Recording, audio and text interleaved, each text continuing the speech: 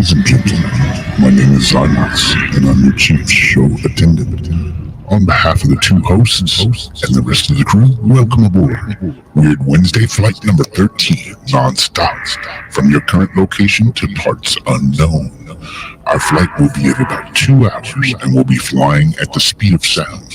At this time, make sure your seat backs and tray tables are in their full upright position, and that your seatbelt is currently fastened. Enjoy the ride.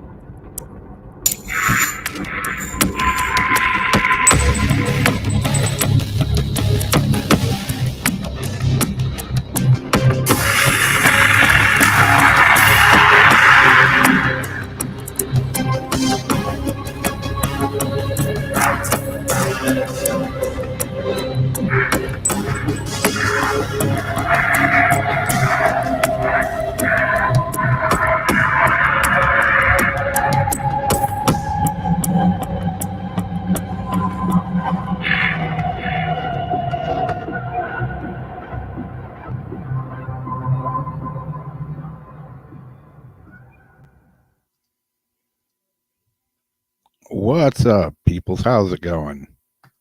There we are. What's happening, Jamie? Not a whole heck of a lot. How about you? Whoa. Well, it's another day. I'm feeling better, and what can I I'm say? very happy to hear that. We both woke up on the right side of the bed today. We were both pretty well organized and ahead of the game today. Yeah. I got a little exercise in, did a little bit of work. Man, the trash man is going to hate me. Oh, no. Garage? Yeah. No, I haven't got there yet. I'm working on it. Baby steps on that one. But, yeah, I'm posted a couple of bikes I'm going to sell. Got some stuff I'm going to sell. Got to move some stuff out of the garage. Yeah, I got a pile of limbs that's taller than me. That's not saying a whole lot, but yeah, it's a pretty substantial stack of limbs and luggage out by the road for the old trash man pickup, and some huge cardboard boxes and lots of recycling stuff. And yeah, the trash man's going to be cussing me. My trash man was so nice to me yesterday. He saw me outside waiting for the garbage. And so he picked up my green waste, dumps it, and it goes, because they normally just drop it in the street. And then the arms go, root, and he starts to put it on the sidewalk. And then he thinks about it. He goes, reet, and he dropped it on the sidewalk for me right by my feet. I'm like, oh, thank you. And he waves back. I'm like, see, I knew they didn't have to throw them into the street. Yeah, exactly. And so maybe now he'll remember. Yeah, my last big recycle bin got broken, to the point of like no return. And so I called for a new one, and they came and picked the old one up, and it was like a month or more for me to get a new one. And then they brought a nice new one out there. And that thing lasted like a week before they snatched it with the claw and poked a big hole in it. Really, dude? No. So now I know why my neighbor across the street has his all like duct taped up together. He's like, hell with it. He's already been through several of them. They keep breaking them, so whatever. He was like, Do you guys? said I was gonna go buy my own until I realized they were like $100. Yes. Do I what? Do you guys have even the extra small garbage cans? Like the garbage cans that are their size of basically a waste paper basket? Yeah, they have a smaller one. I don't have any of them, but yeah. A bunch out here have them, but they're like this big. Like it's like, so what do? You take your one garbage bag and plop it into that can, put it on the curb. Like there's no room in those. Yeah. It's weird. Like, you know, when we had those kids that were staying here, God, the amount of garbage was unbelievable. And, you know, baby diapers and all. It's just, man, it's amazing how some people like make so much garbage. I didn't realize it until they left. And then I'm like, yeah, I take the trash out. You know, normally I have 2 trash cans and they were always full. Plus we'd have extra bags sitting on the road. They left. And now it's like, I struggle to fill one trash can up. It's like, strange. I guess I don't produce that much garbage. Doing my part to leave a clean carbon footprint on the earth. Yeah. That's a ticket. Of course, one of my friends that works for the garbage disposal place out there, he's like, yeah. He goes, those recycle trucks come in and they make you think, you know, you got to sort everything out, wash everything. He goes, half the time they just take it to the landfill and just dump the truck. That's fine because I don't sort. Yeah. I just dump. I figure if it's recyclable, I put it in there. Yep. I snuck all kinds of stuff in there last week. I sneak cat litter in with the or somebody else does. Puts cat litter in with the leaves and hides it in between in the green waste. Yep. Yeah, I was without. But I don't go putting paint or battery. I mean, I don't put that kind of stuff in there. Yeah. Like combustibles. I may have thrown a battery in there. Oh, like those batteries I do. Like but again, maybe I didn't. the Nobody saw me do it. Nobody can prove a thing. Yeah. Yeah, I got like a tire that I've set out to the garbage several times and they won't take it. No, the recycle won't take it and the garbage won't take it. So it's still been sitting out there. And I was going to take it, you know, they had one of those free whatever, you know, bring all your paint cans and tires and batteries. And at the school right down the road from me. So I was like, yeah, I'm going to go do that. I went down there and good Lord, man, there was a line. There's like 100 people in the line. And I was like, well, I guess I'm not going to make this one. Just to drop their stuff off? Yeah. People came out of the woodwork, man. They must have had like batteries and tires and old paint. Oh my. Yeah. Lots of crazy crap to throw away. Hazardous materials. Old used meth kits. Yep. Good Lord. Something. Yeah, man. There was a shooting on my street the other night, I think. Did I tell you about that? I heard there was one a while back where there was a couple shots. I think this might be different. Did you hear those shots? Was I talking to you? No, maybe not. Yeah, no, the other night, they were like, I had the music up real loud in here, you know, and like, because I can now. And I like my music loud. And I was going to like run out and play some disc golf right before dark. So I go outside and I'm like, holy crappers. There's like cops everywhere. And there's neighbors like standing all around out in the street and stuff. And I still never found out exactly what happened, but my one neighbor was like, "Do you hear the gunshots?" And I was like, "Nope." But apparently something's going on. They had the house all like taped off with the police tape and everything. Oh shit. Yeah, I never did figure out what was going on, but it's down there in the trouble corner. Did they have the marker card set out? I didn't notice that much.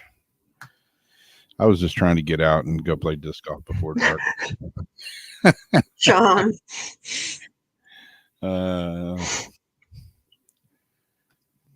Just rolled the tire in their General Trucks and leave, really. I don't know. This came from somewhere. It came rolling up in my lawn. Yeah, it's you guys'.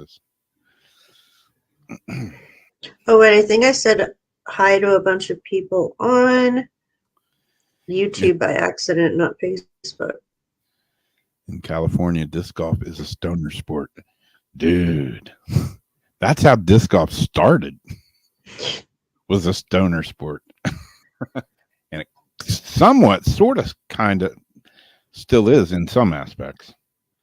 But it's gone on professional now. But yeah, one of the biggest events in disc golf history, it ran for years. One of the biggest events back in the day was funded by two brothers that grew a special crop of marijuana, and they sold it, and they put all the money into a disc golf event, and you even got a joint in your registration package.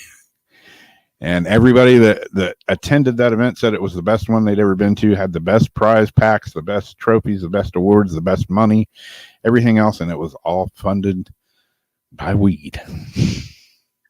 What other sport event has been funded by weed? I'm sure there's a few. But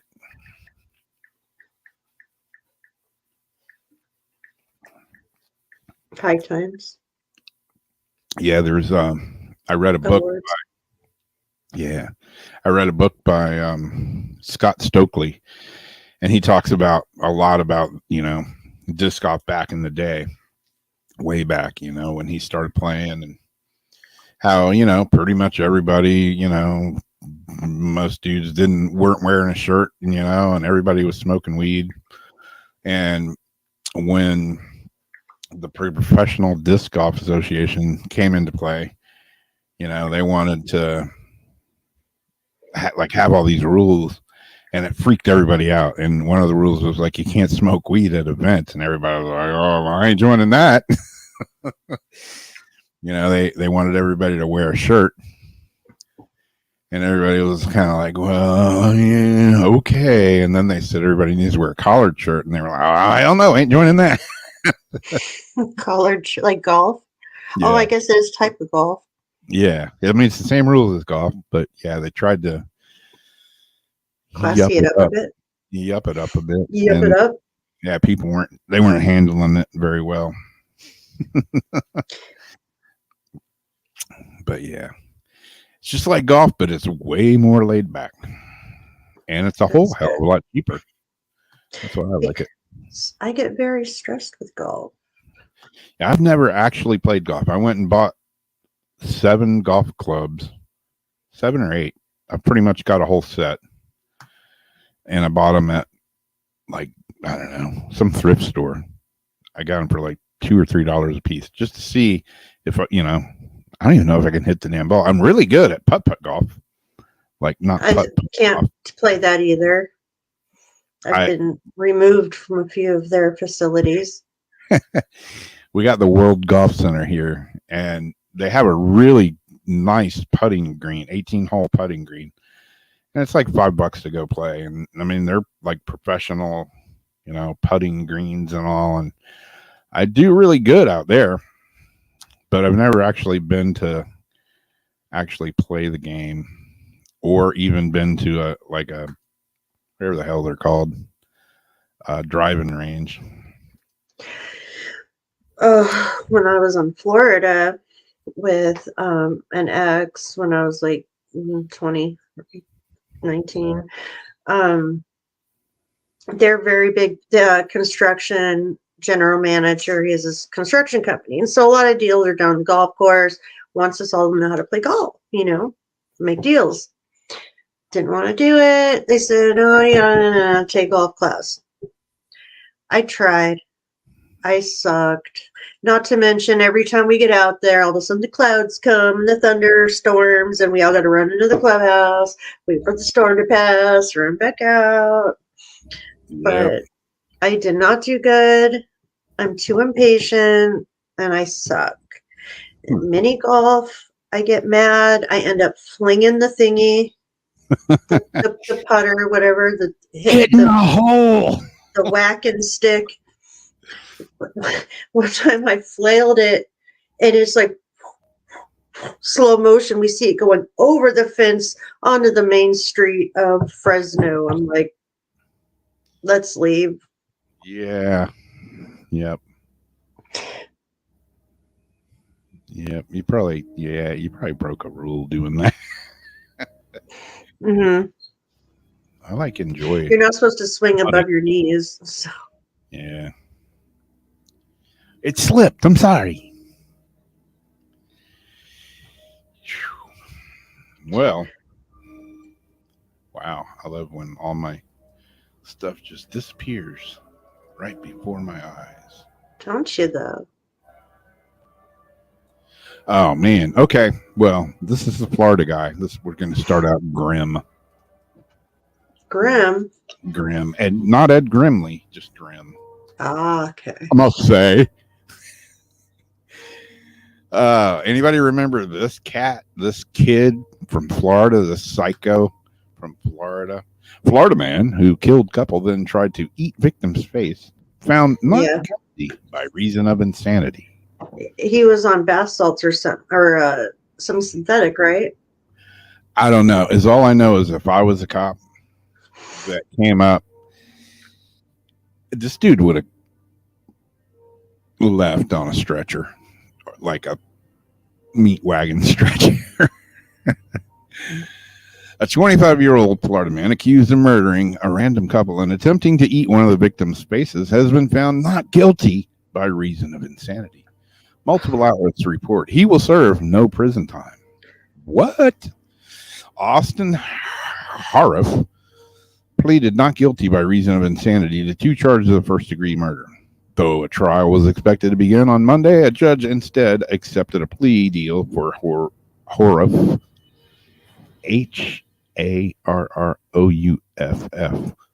Harif. I don't know. The killer will now be moved to a mental health facility until medical professionals determine he is not a risk to return to society. Really? What was the plea deal? And is he going to lead him to a body or something? I mean, why are they making a deal? I don't know. He killed 2 people, stabbed them, and then tried to eat the dude's face off. The outcome of the high-profile case reportedly shocked family and friends of the couple, whom Harif, then a 19-year-old college sophomore, attacked unprovoked in their Cuesta, Florida garage in August of 2016 after killing Michelle Michonne, 53, and John Stevens III, 59. Harif tried to bite chunks from Stevens' face and body. On the night of the killings, he was having dinner at a restaurant with his father when he suddenly got up from the table and left, wandering into the street and eventually walking more than 3 miles. He then removed his clothes. Yeah, it was some sort of synthetic, because that's what you do. You get naked and eat flesh. Yeah. Removed his clothes. During this time, he ended up outside of Stephen and Michonne's garage, which was fashioned and furnished as an outdoor hangout space. The garage door was up, and Harif entered and stabbed the couple using their own tools, as well as a pocket knife. Neighbor Jeff Fisher, 47, quickly came over to help the couple, but he was also injured by Harif.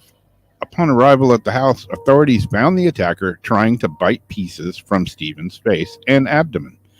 The suspect was on top of our victim, clutching him in a bear hug and biting him in the face. Oh, man. The deputies shot him with a taser. That didn't work. Snyder also said another deputy got there. 2 deputies were on him, and they engaged the suspect. And they said it took every bit of their strength they had to get him off the victim. Ah, man. It's inexplicable, said the sheriff. You know, one of the first things we try to do at a crime scene is begin to understand what was the motive of the offender. But in this case, we just can't establish one. Yep, he went and he's been found not guilty by reason of insanity. He's going to go to a mental health facility, and he's probably going to abide by the rules and play good, because I don't think he's crazy. It's very easy to what you do is you start acting like crazy kind of in there, and then you start kind of acting different, and then they think, oh, you're making improvements, and then you get out early. I kind of heard somewhere. Yeah, he's going to get out. He's probably going to go do this again. Uh-huh. If I was one of the cops that got there, he would have somehow. I wouldn't have shot him with a taser. I would have shot him with a freaking gun. And so was there toxicology done on him? Because if he was under the influence, that should not be insanity. That should be he was a drug-induced second-degree murder. Yeah, it says here at the end. So they also brought up extensive text messages that Harif allegedly sent to his friends before the crimes that documented his extreme drug use leading up to the attacks. Well, shit. Oh, there you go. Okay, so that's not insane. No. Our court systems have been broken a very, very long time. And they're just getting worse. This piece of crap's going to be out there walking around on the street soon, and people are going to, hey, isn't that the guy that killed those people, stabbed them, and tried to eat the guys? Yeah, that's him. He works at Dunkin' Donuts now. Did you hear about the new pilot? The new pilot. That we have a pilot. Okay, they will not hire people, and I can't remember which airline it was. They won't hire people who have not had their jab. However, they're hiring a convicted felon who has beat his wife almost to death or something like that with a pipe, did all this stuff, and then like did something to like his girlfriend's daughter in the shower with a pipe, something like that. He's a very, very dangerous guy. He had 6 years in prison, all this stuff, but he's a pilot. Wow. They're letting him fly planes. They're also letting out a whole crap load of sex offenders in California that haven't done much time. Nice. Mm-hmm. Yeah, because that's really, if it involves kids, it's not really a crime anymore, right? Right, because it just helps their agenda. Yeah, that's just batshit crazy. So, yeah, we don't need that. And speaking of California and the craziness, I hope it's number one, because that'd be a good segue.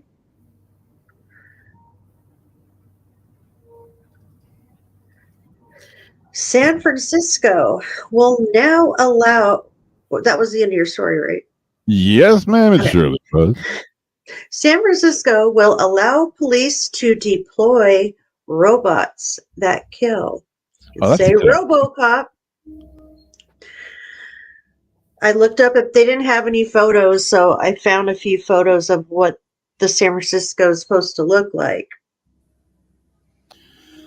Lovely. Or pop us in the corner with the article. There you go. So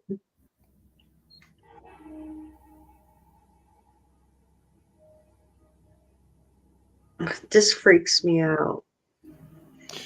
Yeah, I've seen the movie. I know how it ends. And it's like, that's my home area where I grew up and everything. And like, crime has always been bad, but I've always known how to handle it. I've been comfortable enough with the type of crime that I could handle it. I've been there since a kid. With all the smash and grabs, robberies, car thefts, all this other stuff, and the police, not wanting to do their police work anymore because they're afraid to do their job, it's become even worse. So already I've been wary to go out there. I've got family out there and everything. But with these things crawling around, it's just one more reason now I don't want to go into the city. Yeah.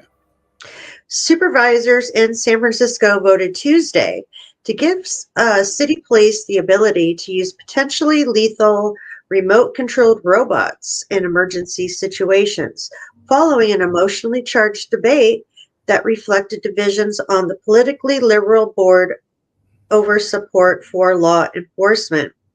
The vote was 8-3, with the majority agreeing to grant police the option, despite strong objections from civil liberties and other police oversight groups. Opponents said the authority would lead to further militarization of a police force already too aggressive with poor and minority communities. Supervisor Connie Chan, a member of the committee that forwarded the proposal of the full board, she said she understood concerns over use of force, but that, according to state law, we are required to approve the use of these equipments. So here we are, and it's definitely not an easy discussion. You know, and they want to talk about cops not making the right decisions sometimes, you know, and human error. So you're going to put robots out there that glitch, that don't have a reasoning mind, and that can be hacked. Yeah. And we're going to trust that more than a human being. Yeah. I mean, I can see a use for them, you know, like, you know, sending them into, you know, A SWAT system, a standoff situation. Yeah. You know, something like A that. shooting situation. Yeah. But yeah, I mean, there's a little bit of good versus a whole lot of bad that could happen. But to have them walking around the streets, and I've sent you them dogs, the ones they have in Dubai and stuff, them crazy security dogs that walk around. It's just creepy. Yeah. San Francisco Police Department said it does not have pre-armed robots and no plans to arm robots with guns. But the department could deploy robots equipped with explosive charges to contact, incapacitate, or disorient violent, armed, or dangerous suspect. When lives are at stake, SFPD spokesman said in a statement, robots equipped in this manner would only be used in extreme circumstances to save or prevent further loss of innocent lives, she said.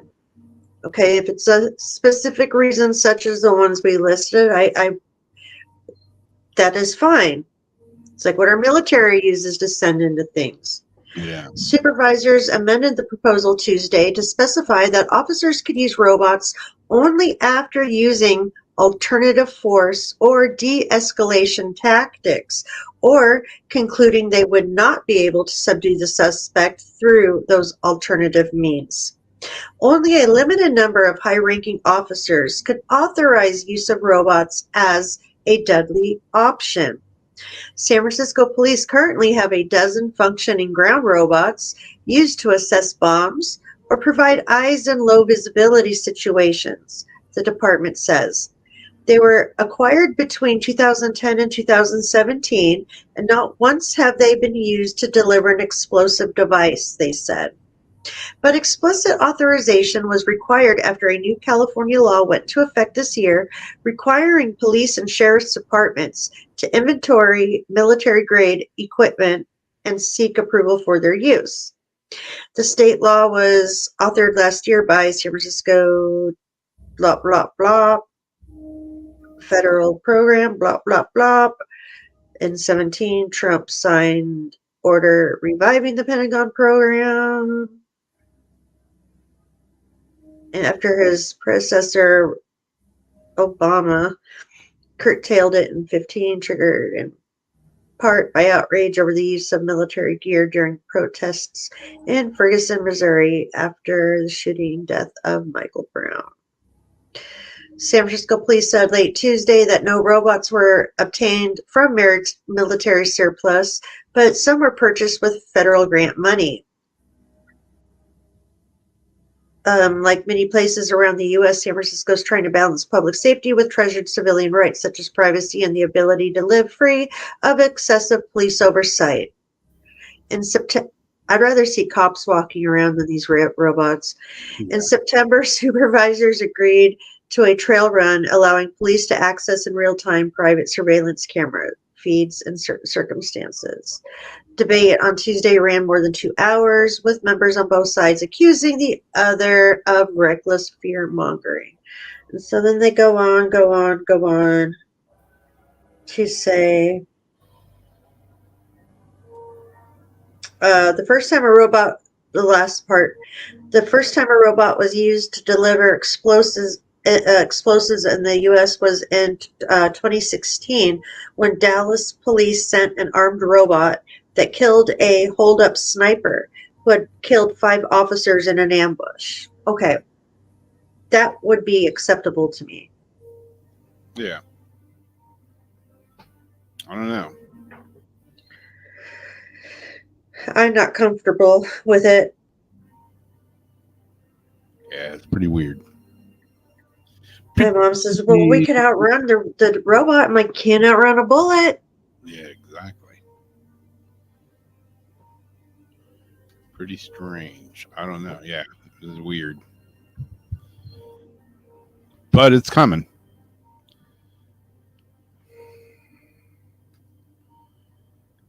It's definitely coming our way. It's coming down the pipe, Yeah. whether we want it to or not. Kind of freaky.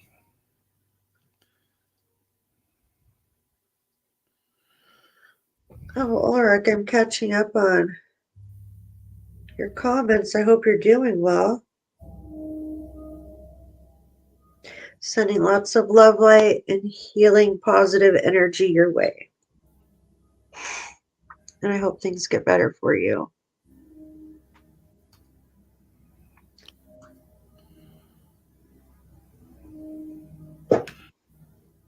There it is. Okay.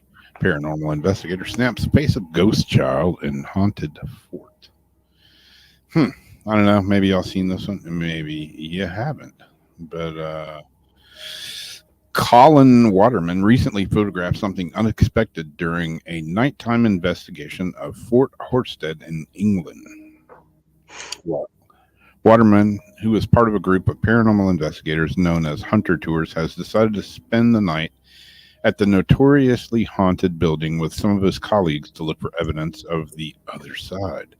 Exploring the pitch black corridors of the fort using nothing but torchlight, they thought they had heard something shuffling around in the darkness. Grabbing his camera, Waterman took a few photographs, but he saw nothing untoward at the time. Nothing weird at the time. We did a Ouija board. Uh-oh. We were calling out to see if there was any spirits in the area, and a little child came through on the board, Waterman told Kent Live. They spell out the letters. We said, "Are you a little boy?" And it went to yes.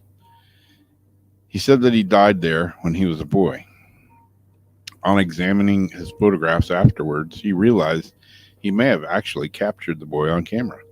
I skipped past the photo and went to hang on a minute, and I zoomed back in, lightened it up, and up comes a little face, he said. I've got a few in this post, but nothing as clear as that. You get these little goose pimples thinking that I was actually standing there and was looking down the hall, and he was looking down the hall at us, and we didn't see him. But while the shape in the image does look like a young child's face, it's not possible to rule out that it could simply be a case of pareidolia, the brain's natural tendency to see meaningful shapes and abstract patterns. What do you think? So yeah, there's the corridor that he was looking down, and there it is. And when you enlarge it up some, it does kind of look like, a little kid's face in a way. It does. Could be pareidolia, Dahlia, whatever you say that freaking word. But yeah. It almost looks like, if you look, it could look like another face screaming off that way too. And in the dark part, it's curious how that part's so white. Is that like part of the brick or something? I guess that's the face. I mean, it really stands out compared to the rest. Yeah. Yeah, it's pretty strange. Oh, that's where it was right there. Like, go back again. Yeah, it's all the way in the back of the. Zoom into that.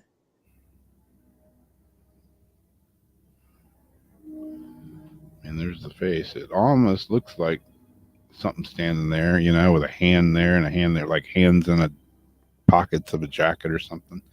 I don't know. Your brain can make you see what you want to see. Yeah. And looks like an elephant wearing a tutu.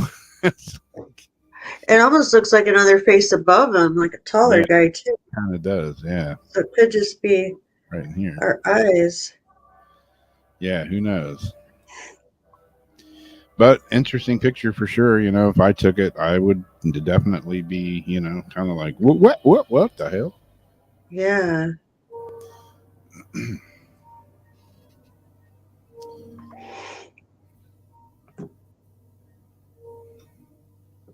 Said looks like a doll. Eyes like a doll, dead eyes. Roll back in the head.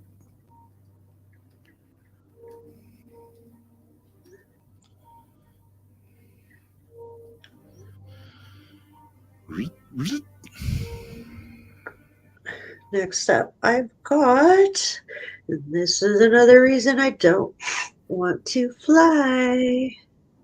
Yeah. So much craziness going on in the air, mixed with felons driving planes, flying planes, 20-year-olds flying planes. These people are way too young to handle any real problem in the air. And there's a lot of craziness that's been happening in the air. Crazed plane passenger tried to open an aircraft door before locking teeth into a man's leg. An unhinged airplane passenger tried to open the emergency exit door at 37,000 feet before sinking her teeth into a bloke who tried to stop her. Elam is accused of locking her jaw around the thigh of her victim, who is now so traumatized he has developed PTSD and contacted a military veteran hotline for support. The unlucky guy also had to be given antibiotics and an injection to prevent hepatitis after he managed to pry her teeth off his leg. Despite his injuries, he succeeded in wrestling her to the ground after he overheard frantic airline crew saying, "She's trying to open the door." Pilots were forced to reroute in midair and landed at the Bill and Hillary Clinton National Airport in Kansas, where federal agents were waiting. The Southwest, see again, Southwest, she's flying on for Saturday. Southwest Airlines plane from Houston, Texas to Columbus, Ohio had started to descend into chaos after the crazed 34-year-old pushed past the flight attendant and started trying to open the plane's rear door. At one point, she even started to bang her head on the plane floor, shouting that Jesus had ordered her to fly to Ohio and told her to open the door, according to documents from the U.S. District Court for the Eastern District of Arkansas. She had reportedly left her home for the trip without any luggage, opting not to tell her husband about her spontaneous journey. Cops said she told them she hadn't flown on a plane in a long time and normally would not have done these things, but she was very anxious. Oh. She also claimed she'd been having trouble breathing, but admitted that she did remember trying to open the door and biting her fellow passenger. So, I think that is that. Flying makes me nervous. Uh-huh. Mm-hmm. So again, was she on like a bunch of Valium or something to like, because she's scared of flying and she had a bad reaction to it, like maybe drank? I don't know, man. Maybe or she just went batshit crazy. Yeah, batshit crazy, nuttier than a box of squirrel turds. I don't know. Because I told you what happened when I took that nitrous mixed with Valium or something, and I was punching my dentists, and they're having to hold me down. I was going crazy. That girl done gone crazy. Get the straps. Yeah. So I know reactions can cause things, but yeah, I don't know. Or like a insulin thing. You know, when people are on a severe diabetic. Turco said, "Did Jesus tell her not to wear a bra?"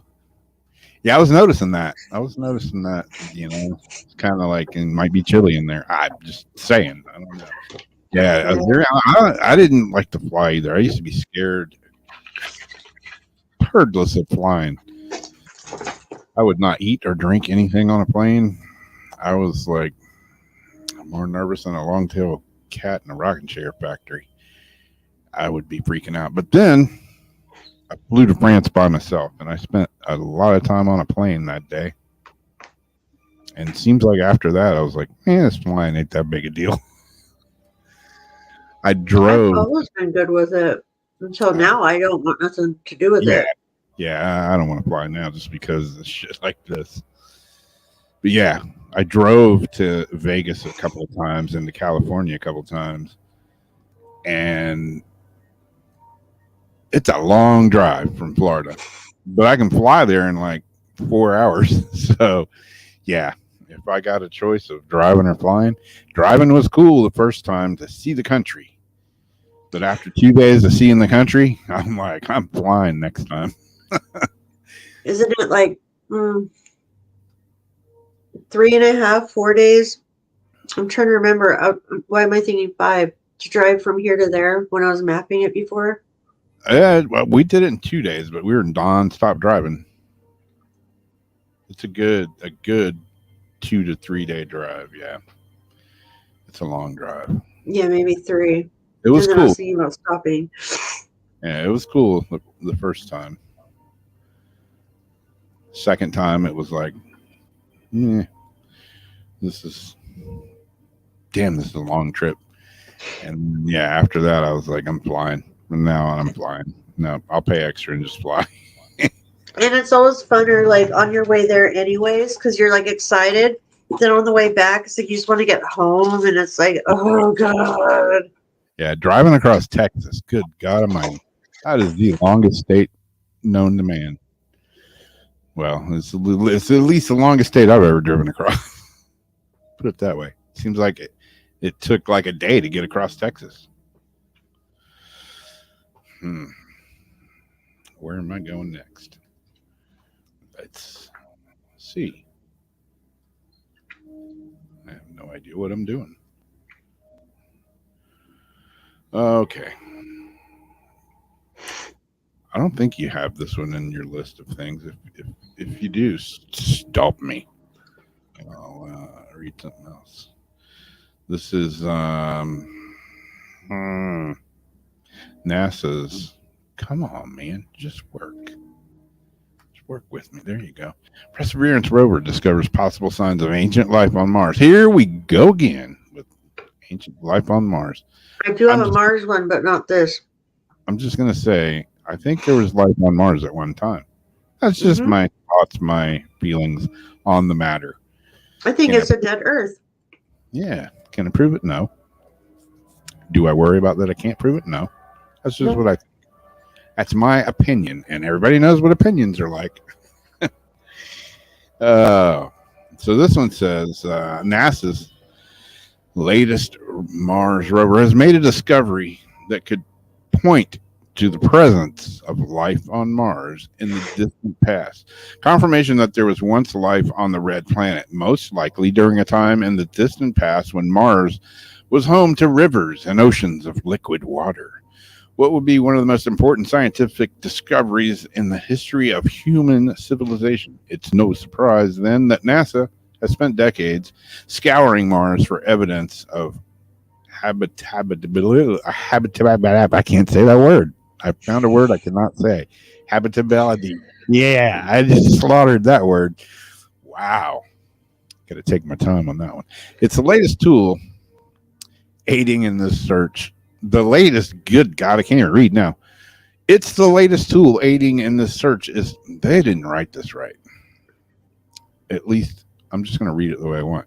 The latest tool aiding in the search is Perseverance, a car-sized rover that landed on the red planet in 2021 and has since spent its time trundling across the surface of Jezero crater in search of clues. Most recently, the rover has discovered evidence of organic carbon on Mars, a tantalizing find, that scientists believe could be a sign of ancient microbial life. Organics make up life as we know it, said University of Florida astrobiologist Amy Williams. Seeing organic carbon on Mars sets up sets us up to understand if the building blocks for life were present on the planet in the past, then the lens of how life evolved on Earth. That didn't really make much sense either. As things stand, it's impossible to know for sure whether these organic molecules are the result of biological, geological processes. Yet even the latter could still point to the planet's former, there it is again, that word, habitability. That's my best shot at it. May have been right. I don't know. Whichever the case, we are sure to learn more in the next few years. Everything's like the next few years. When NASA's Mars sample return mission picks up caches of samples left by the rover and transports them back to Earth. Studying these directly in a lab, rented lift tonight, will be the best way to tell for sure what they mean. So again, they didn't, I don't know, man. I'm pretty sure something has lived on Mars. I don't know. That's just my thought. Doesn't mean anything? Nope. Doesn't mean a damn thing. This is the best comment right here. Yeah, that's for sure. That's what I always say, man. The aliens fly by, I can just see like the school bus of, the aliens up there flying by, and the driver's like, see that planet, kids? Don't ever go there. Roll up your windows. Don't talk to them. Don't make eye contact. Keep your hands and limbs inside the vehicle at all times. Do not make eye contact. That's where all the stupid people are. Yep. Okay. This one, a huge meteorite lands with two materials never seen before on our planet.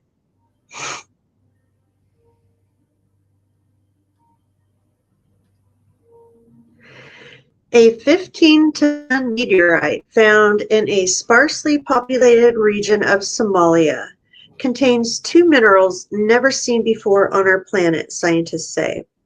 A third, as yet undefined material, is being analyzed by researchers from the University of Alberta in Canada. The meteorite, reportedly the ninth biggest known to have reached the Earth's surface, was found 2 years ago, but it's only now that the two mystery elements have been identified. Professor Chris Hurd, who curates the University of Alberta's meteorite collection, explained, in the course of doing this classification, describing this new rock for science, I came across some inclusions and some potential different interesting minerals inside the meteorite. What we've now discovered, he says, is there are at least two new minerals in this meteorite from Somalia that have never been discovered before. He stressed the importance of the find, saying, most people in my profession will go through their career and not even find one new mineral. Here, just by virtue of examining the meteorite, we came across two. The new minerals have been named two crazy names. Yeah. The first one, ELALIITE, comes from the district of El Ali in Somalia, where the monster space rock was found, while the other one, Elkinstantonite, has taken its name from NASA expert Lindsay Elkins-Stanton, who was the project leader on a mission to explore the metallic asteroid 16 Psyche. I gotta fix something. Hold on. Righto.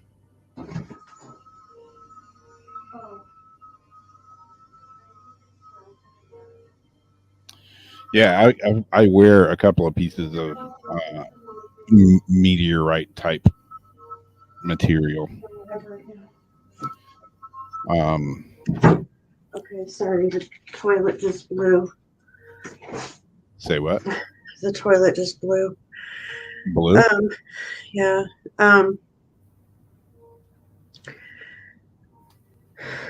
Professor Hurd told the BBC, Lindy has done a lot of work on how the cores of planets form, how these iron-nickel cores form, and the closest analog we have are iron meteorites. So it made sense to name a mineral after her and recognize her contributions to science. He added that the brand new elements offered exciting prospects for future inventions. Whenever there's a new material that's known, material scientists are interested too because of the potential uses in a wide range of things in society. So, yes. And as you do your next, I'm going to check something real fast. All right. Let's see here. Where to go next as we spin the wheel of weirdness?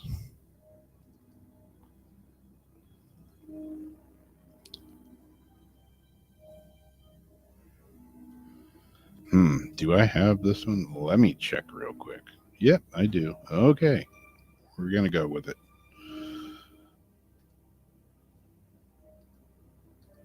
Slow process getting there, though.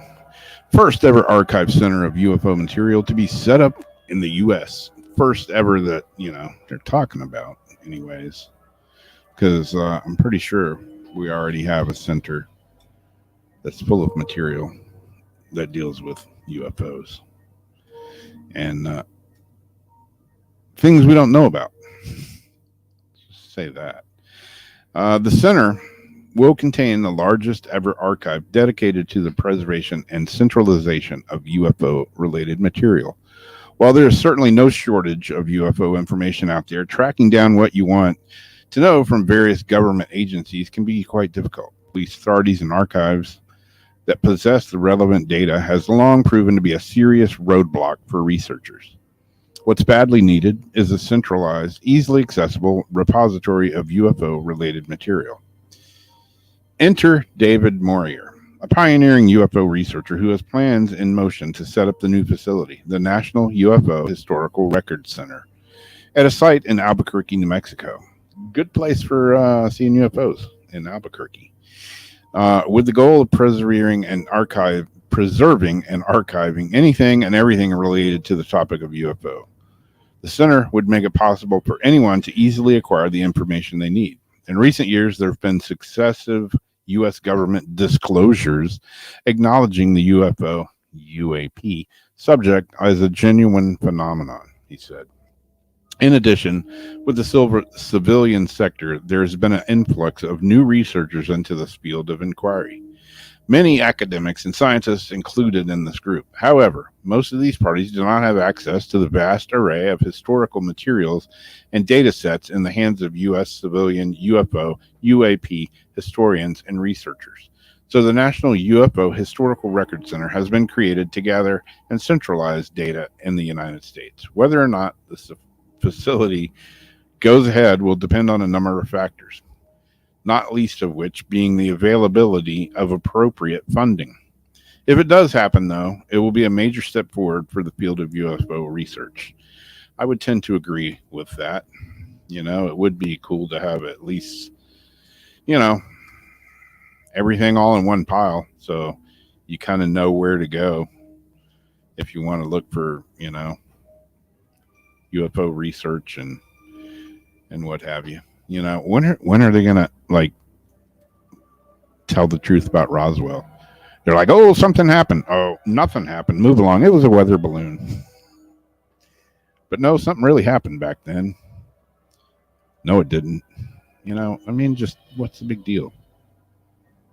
It did or it didn't. Just tell us. You can't handle the truth. Maybe so.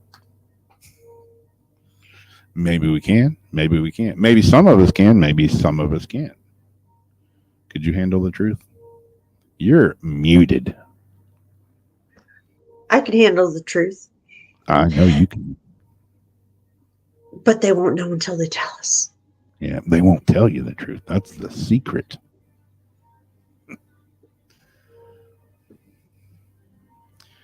We'll say, move along. Nothing to see. I was just a weather balloon.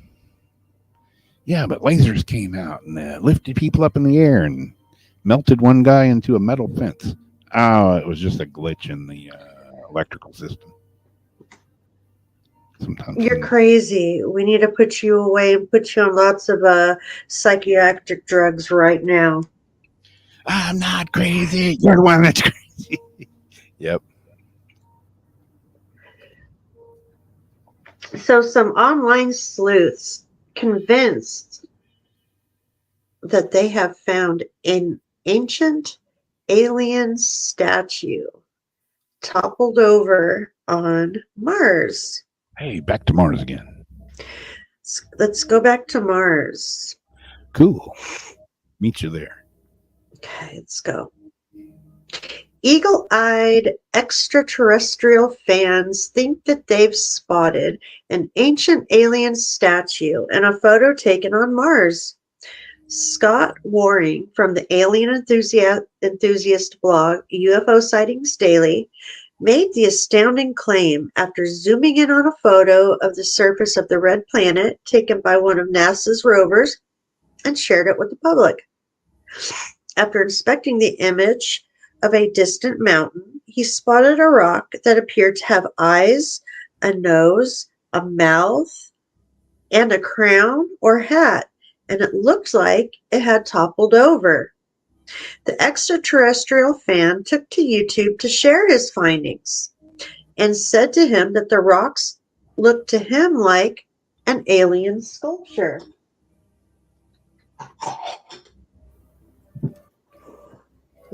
Waring said the face didn't look humanoid at all, instead claiming it had been reptilian features, and suggested it may have been inspired by an aquatic creature, which fits with the NASA theory that Mars once had water on its surface. One of the eyes seems to be out of place, which Waring said may have been caused on impact when the statue fell. Fellow Mars enthusiasts were impressed by the find, with some comparing it to the iconic statues found on Easter Island, and others suggesting it resembled the statue of Jesus that stands over Rio de Janeiro in Brazil. This isn't the only time images of Mars shared by NASA have piqued the interest of alien aficionados. Fans have also claimed to spot extraterrestrial boots, strange carvings, and even actual aliens in snaps shared from the red planet. Back in May, Curiosity, the older of the two rovers, set up to explore the surface of the mysterious planet, captured an image of what appeared to be a man-made doorway in the Mount Sharp area it was exploring at the time. That image went we already know, we all remember about that one. A spokesman at NASA's Jet Lab telling Snopes the team scientists underlined just how small the crevice is, roughly 37 centimeters. And okay, I think that's still the. I think they're talking about the doorway thing anyway.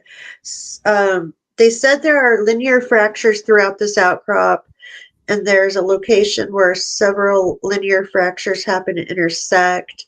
Two rovers, Curiosity and Perseverance, are continuing to search for signs of life, past or present, on the planet's surface.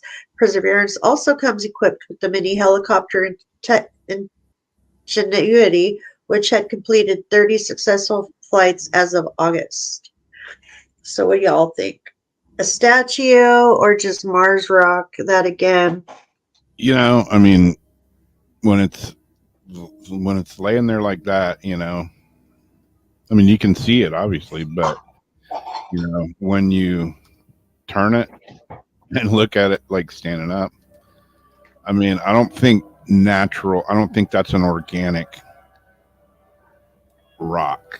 You know, I mean, it's lips, nose, eyes, some sort of hat or crown or something, you know. It does look like the top of a totem or something. Yeah. You know, or could it be wind? You know how we have the wind rocks, the wind stones, the ones like they sell like for aquariums and stuff. I think they're from like Utah, something like that. And the sand, this wind and the sand can make all these different designs. Yeah, I don't. But is there wind on Mars? I'm sure there was at some point or sometimes, but I don't know. I mean, that just looks like it was carved out of a rock to me. I don't know. Because take your mouse back to the top of the crown. Right up here. Now, yeah, at the top, and then trace it out to this underneath it, like around it. Go down now. Trace all that. That's what doesn't look natural. Yeah. How on both sides it's perfectly like that. Yeah. I mean, yeah, I don't know. It looks like That white spot right by the go back the other way. Right there. That little like wing coming off of it. Is that behind it or part of it? Oh, that's another crack. Yeah. I don't know. You could. What does everybody else think? Could be, eyes playing tricks on you, but it looks like it's carved out of rock to me, and either laying on its side or it fell from somewhere. I mean, I don't know. When you look at the other picture, where it's further away.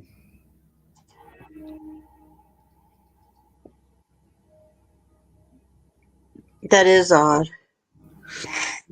Almost looks like it could have come from right up here, like this. That's what I actually thought the first time I saw this. I thought it was like a broken off piece of that. Yeah. I mean, because it's actually laying like that.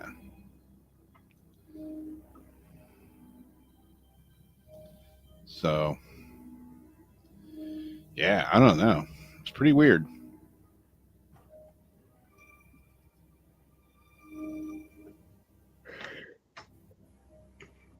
As we say, curiouser and curiouser. Yeah, that one's interesting. Yeah, looks carved to me for sure. It does. I can just see, some little It Martian. really does. Like the eye, I mean, it really does. Yeah. You'd see a little Martian with a hammer and a chisel. Art project, making it for school. 10,000 years ago. Who knows? Who knows? I don't, that's for sure. I'm just along for the ride.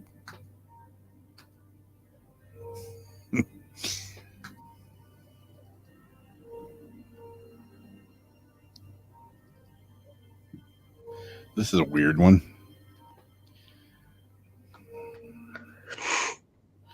This is good old, I think this is Florida. If my share screen would ever get there. Here we go. Couple discovers weird object on the beach that looks like E.T.'s hand or somebody's hand. I don't know. What would you think if you saw that washed up on the beach? It's like, where's the rest of this guy? Sporting. I don't know. Like a crab.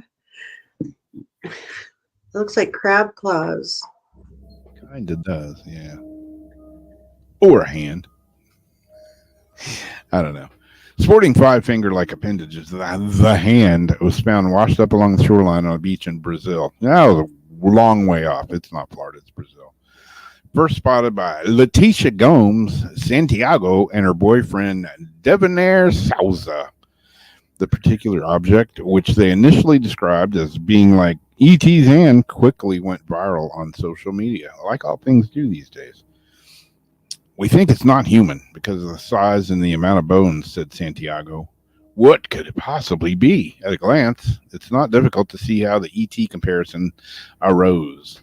The object does indeed resemble the long, slender fingers of the titular alien. Titular? I didn't know E.T. had tits. I didn't know that. Yeah, from Steven Spielberg's 1982 sci-fi classic, far from beyond the dismembered appendage of an extraterrestrial visitor. However, this unusual-looking object is likely to have originated a lot closer to home. According to marine biologist Eric Coleman, the object likely came from some form of cetacean, crustacean. A group of seaborne mammals that include dolphins, porpoises, and whales. It's also believed that the animal in question died sometime around 18 months ago. So they don't know what it is yet. I'm sure somebody is going to identify it if it has come from a cetaceanous creature, such as a dolphin or a porpoise or a whale or a horseshoe crab or, unicorn. I don't know. It would be pretty weird to, find something that looks like a hand with super long fingers, though, washed up on the beach at your feet. Who knows? Stranger things have happened to some people. Wow, I'm behind on the comments.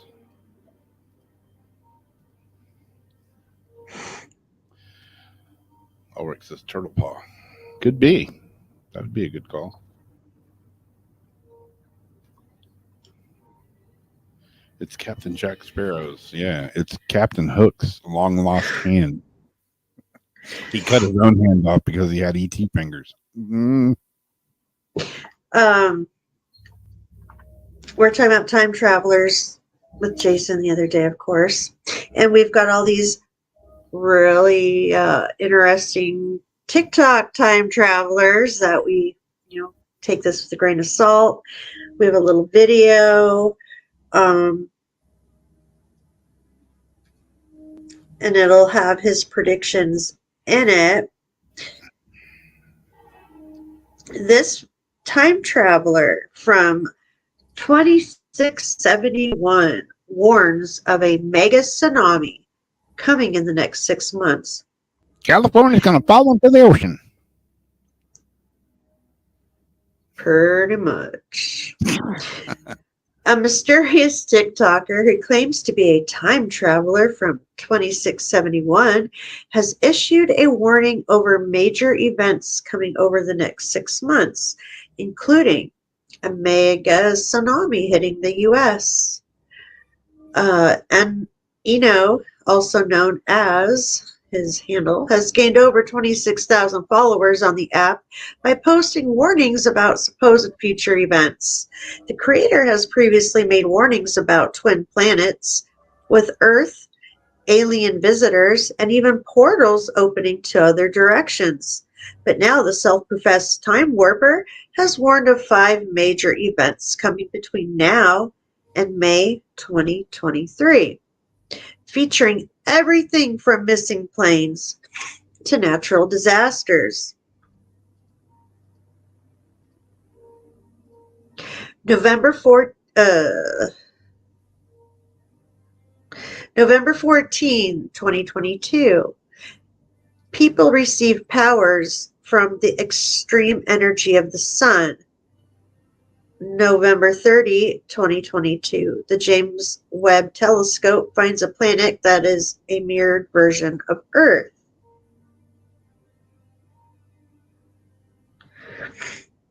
December 12, 2022, a flight that's been missing for 12 years will land. None of the passengers aged. February 6, 2023.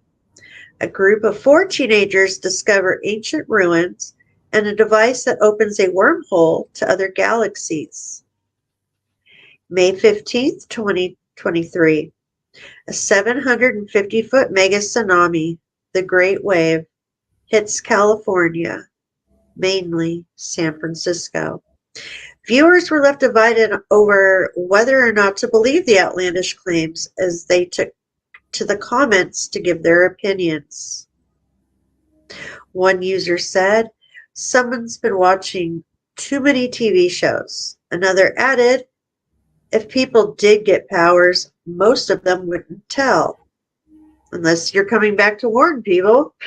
A fourth wrote, oh, a third commented, source, trust me, bro. A fourth wrote, maybe some of these discoveries will be hidden by the government. So, if we want to roll this clip, I think it should lay him out. Here we go.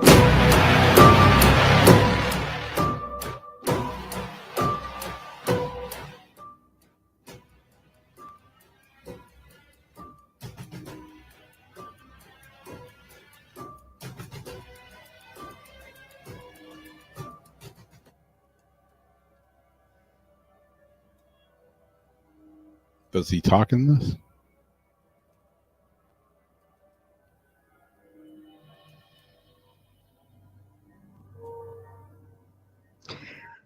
Nah, he was just laying out the dates. Oh, okay, cool.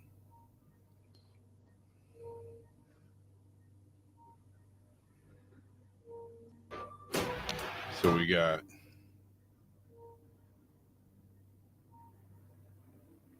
November 14th. We already passed that. Yeah.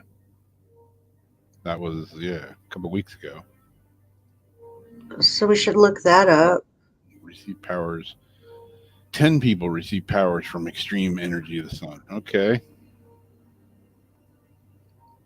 November That's 30th. today. The James Webb Telescope discovers a mirrored version of Earth. I don't know. Did it? Has it? Done it? Maybe. Maybe they're not telling us. Maybe they're looking at a mirrored Earth and seeing themselves. It'd be pretty weird. So, yeah, that's today. December 12th, 2022. A flight has been missing for 12 years will land. None of the passengers have aged. That would be pretty freakatastic. That would be, something. I started watching that show again, and I can't remember the name of it. It's about the guys on the airplane, that disappeared, and then they came back like 4 or 5 years later. Kind of the same thing as this. Anybody else watching that know what the heck I'm talking about? Pretty good show. February 6th, 23, a group of teenagers discover ancient ruins and a device that opens portals to other galaxies. Well, that'd be a heck of a find. And then May 15th, a 750-foot mega tsunami, the Great Wave, hits California, mainly San Francisco. We've been having those, pretty big earthquakes offshore. Yep. See, I was just kidding about that. But yeah. From then on, I was running. You might want to leave California. I was running. Get you some magic shoes. You can run a very long way. I can walk on water. Wow. A 750-foot tsunami. That's going to do more than damage San Francisco. That's just going to knock like half of the United States off the map. It's going to be like Texas is going to have oceanfront property. Yeah. I've got oceanfront property in Texas. Yeah. Might want to pack a bag. Oh, man. I'm going to need a bigger boat, bigger board. Manifest. That's it. Rule got it. Yeah, I started watching Manifest again. I just started watching Wednesday. Yeah, I started watching that too. I was over at Sam's the other day, and she was doing, I don't know, running around doing something, and then, it turned to Wednesday on. Started watching it. May have to catch up. Do you got another one? Let's see where I left off. Yeah, I think I do. I think I can. I think I can. My computer says I can't, though. So what in the hayborn's going You're on? the boss of him. Say what? You're the boss of that computer. Yes, I am. Then I'm the boss of this computer, but can you tell me why my last story is not here? Where is it at? Well, great guacamole. I don't seem to have it. Let me look on the front page. Nope, it's not there. Let me look in one other place where it could be. Could be. Could be, but it might not be. Man, why do things happen like this? I don't understand. Could be operator error. That's probably the case here. But yeah, I don't seem to have. Wait, is this it? Nope, that's not it. Well, I guess I don't have another one. I guess it just decided to remove itself. What was it? It was the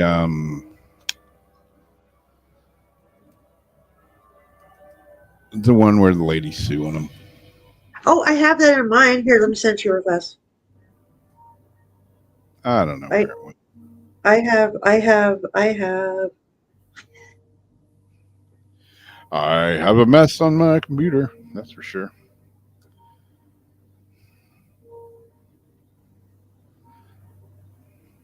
Yeah, I got the article. I just need the picture. Oh. Yeah, I got the article here, but I got no picture. It has Okay.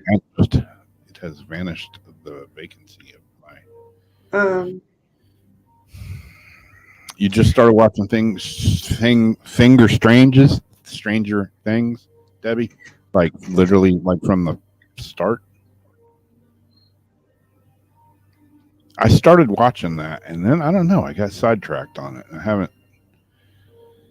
haven't seen the last several seasons. Just like The Walking Dead, I would watch that literally like every week, and then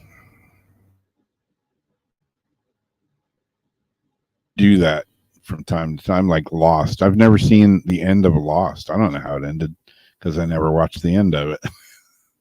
I got so far and I got sidetracked. I think I missed the end of it too. Yeah. I don't know how it ended. I don't know. It like goes so far and then it just starts getting weird. And it's like, okay. Started out weird, but then it got like on some side tangent and yeah, I don't know. It just didn't make it. All right. I sent you a picture. Let's see if I got it. On your text and in your messenger. Hi, Lori. Debbie was here. She's still here.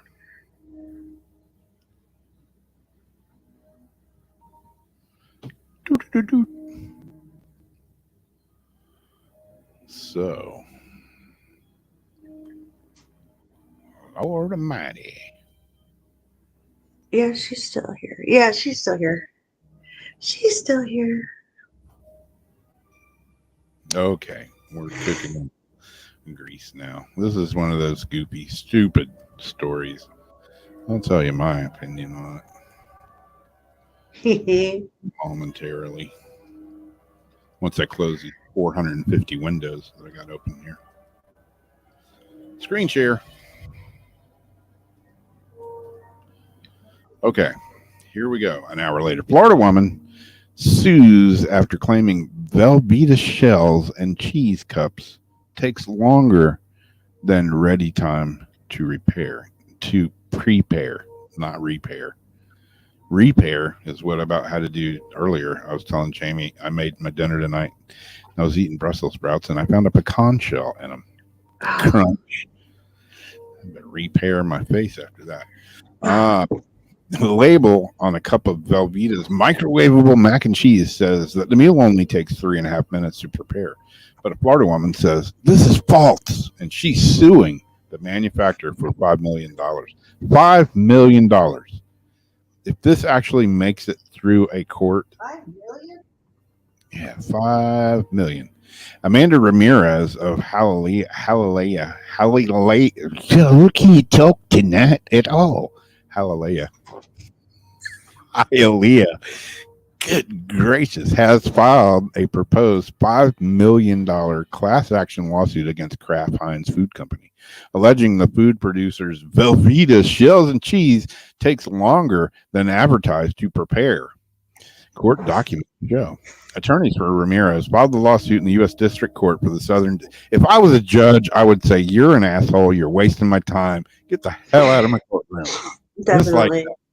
that. And if I see you come back, I'm just going to throw you under the jail for being a dumbass. According to the complaint, the lawsuit claims the packaging of the microwavable single-serve cup of mac and cheese that says it will be ready in 3.5 minutes is false and misleading. It's wrecked her life. Product's instructions say to microwave the cup for 3.5 minutes, but Ramirez attorneys argue that this number doesn't account for all the other 4 steps required to prepare the pasta. Removing the lid and the sauce pouch, adding water, microwaving, and stirring, according to the court documents. The additional steps. See, this It's not supposed to be microwaved. this is why we can't have nice things. And this is why everything has to have a label or a warning on it from dumbass people like this. The additional steps Too mean much time. it's impossible for the mac and cheese to be ready in just 3.5 minutes, according to the complaint. Kraft Heinz Food Company dismissed the lawsuit as frivolous in a statement. You think? We're aware that this frivolous lawsuit, we're aware of it, and will strongly defend against the allegations of the complaint. A Kraft Heinz Food Company spokeswoman told CNN Monday the lawsuit alleges that Kraft is unfairly profiting off of false advertising on the cups, especially because the customers trust the well-known brand to be honest with them. Mr. Ramirez, I want to kick you in the... Sorry. Ramirez's lawyers In the argue- shells. Yeah, I want to right in the shells. Yeah. She says her lawyers argue that the company sells the product at a substantial price premium while using its misleading marketing of ready in 3.5 minutes, which instantly catches the eye of a reasonable consumer. Now, I got to say, my goddaughter eats these Velveeta shells and cheese, you know? Yeah. I've made it. I've watched it being made.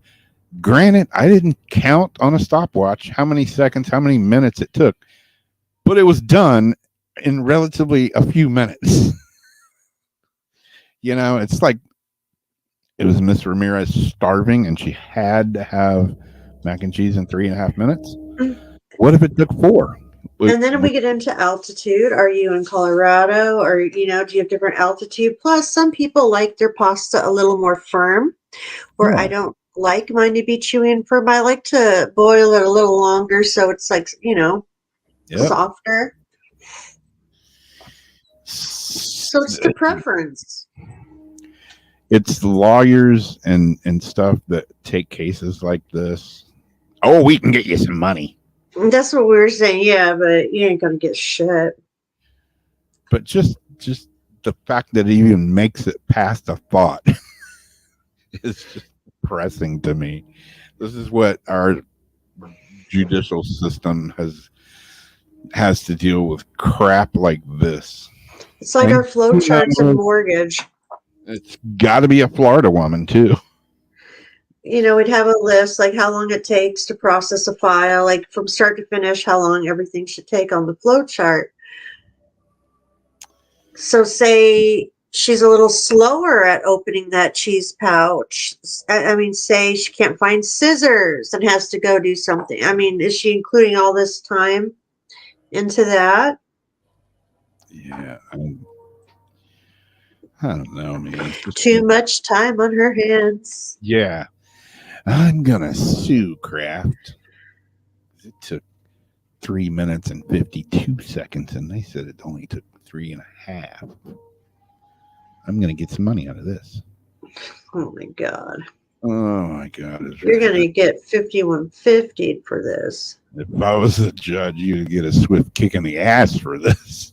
And held in contempt for wasting everybody's damn time. Yeah. So my last one here. Scientists warn long frozen zombie virus is a public health threat and amid thaw.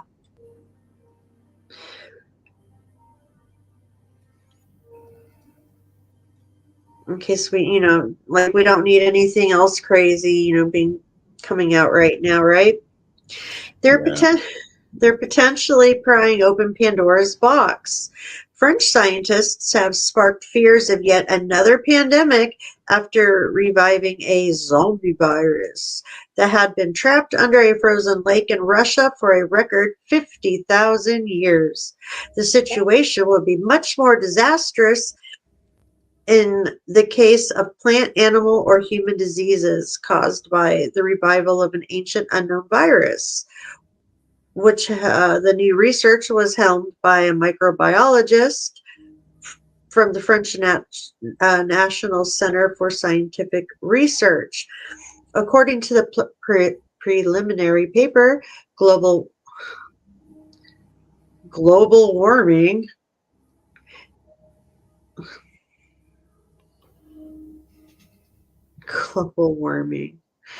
is causing vast swaths of the permafrost, permanently frozen ground covering 1/4 of the northern hemisphere, to irreversibly thaw.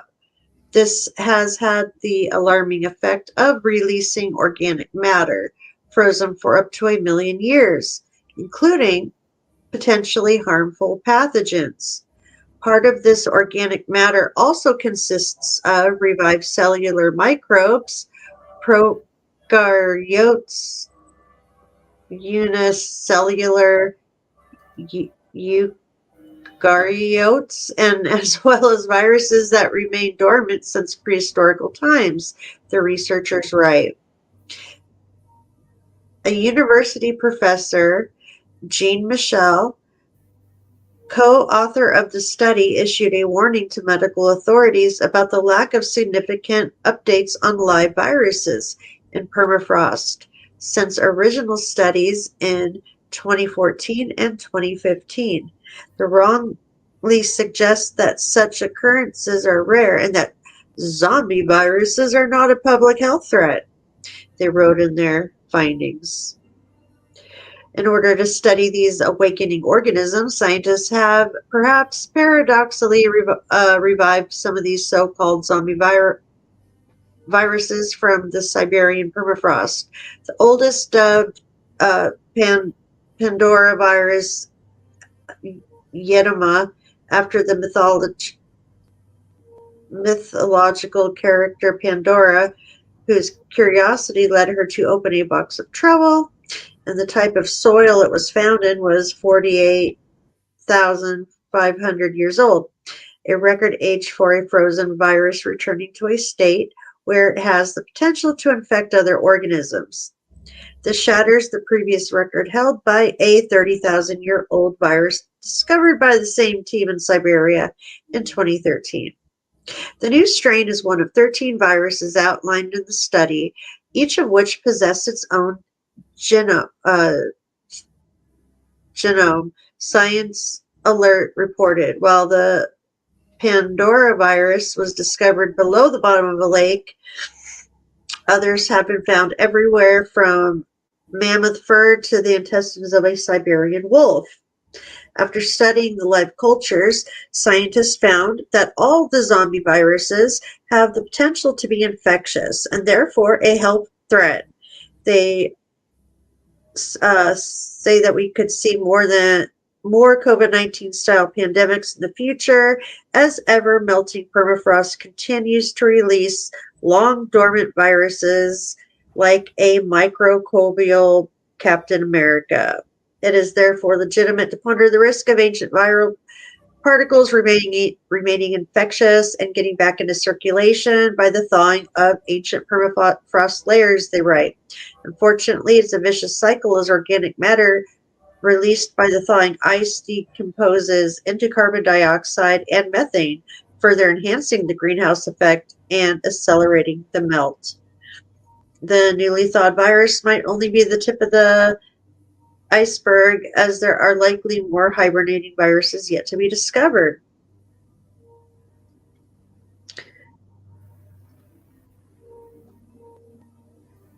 So, yeah. Let's not open this Pandora's box at this time. Yeah, probably not a good idea. It's got a little video with it.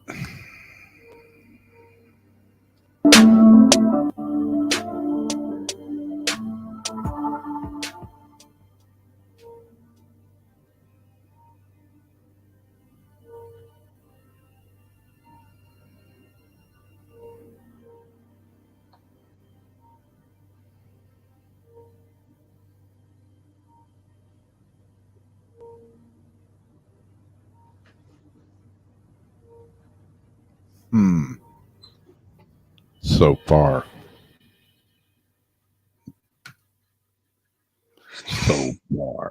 So far.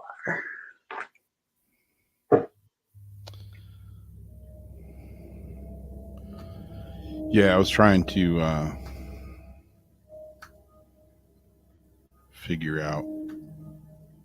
I wasn't streaming on Twitch. And apparently there's a Facebook Live on my page, and then there's the Weird Wednesday page. I guess from now on we'll just do it on the Weird Wednesday page. And let's throw the other one, because we can still put the other YouTube on mine, right? Yeah. Let's do that. Okay. Yeah, apparently it's like we're crossing. Yeah, it's splitting chat rooms up, I guess. Yeah. I was going to bring that up anyways, because I remembered us talking about it and putting it on my YouTube also. And then that way I've got other stuff besides just PUBG right now. But I hadn't looked into what I had to do that. Yeah. Yeah, after, tomorrow, whatever, I'll get your info and we'll add it on here. All right. So on Facebook next week, it'll only be on the Weird Wednesday show page. And hopefully that'll make chatting not so damn confusing. Get off my lawn. Get out of my whacking shit. Just whacking off in my tool shed. You the boys been in there. Oh man. Whacking off. Yeah. I don't know, we'll probably do some cards, I reckon. Everybody have a good Thanksgiving, by the way. Oh, did you want to do Royals? Oh yeah, we got that. If you have that video. Royals sent in something from Real or Fake. We all have our opinions on it, but we thought we'd play it for fun and see what you guys think.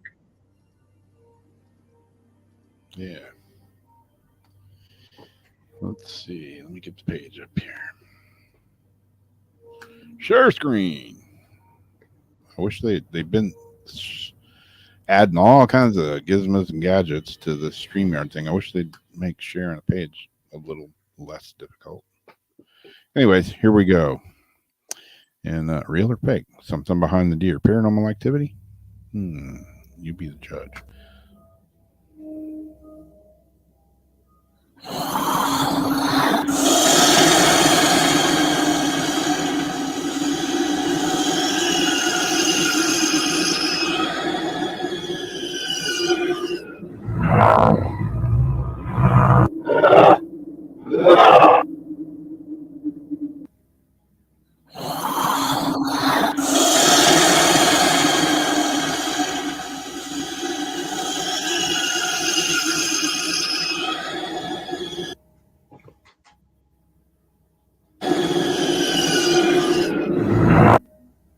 love how the deer's just chilling.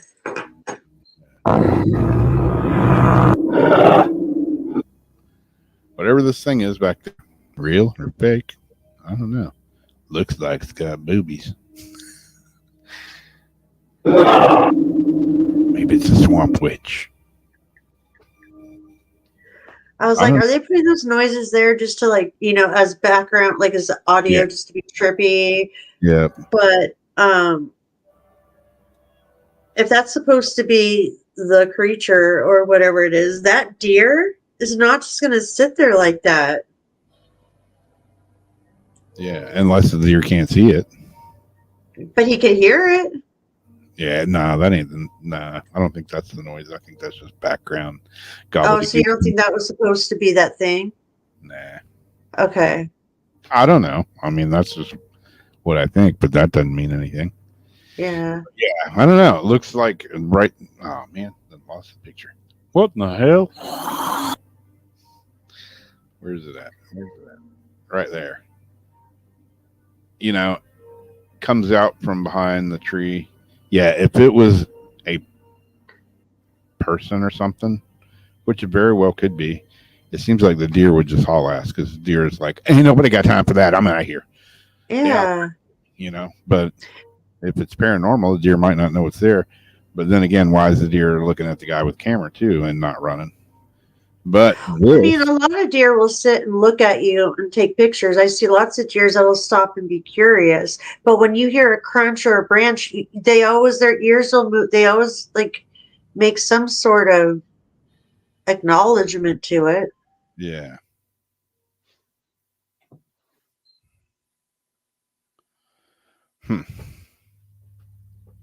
Yeah, I know, Debbie. It's like, will somebody just get a clear video?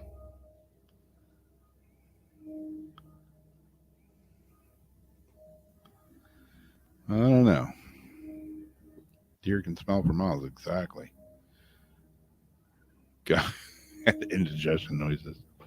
Yeah, I agree, Royal. I think the sound was just added for extra creepy, effects. But I don't know. I mean, if I seen something like this coming out of the wood behind a deer, I'd probably, poop and then run, or poop, run. And hey, I don't like running, so I'm only going to run if something's chasing me or scares the crap out of me. This looks like swamp dill hagatha coming out of the woods there. I don't know though. Weirder things have been seen in the woods, I guess. Well, since I have this little stuff it's kind of hard for me to read. Would you like to read the cards and I'll keep track? Sure. Which I have a new deck. I'll do it next time. This is the Psychic Tarot Oracle, which I've been reading it for Jeff lately, and 3 cards out of this have already been very true. Can't talk about it because it's personal, but it's pretty cool. Yeah, it is. And so hoping Rob has that one soon, one way or the other. I will make sure he gets it. And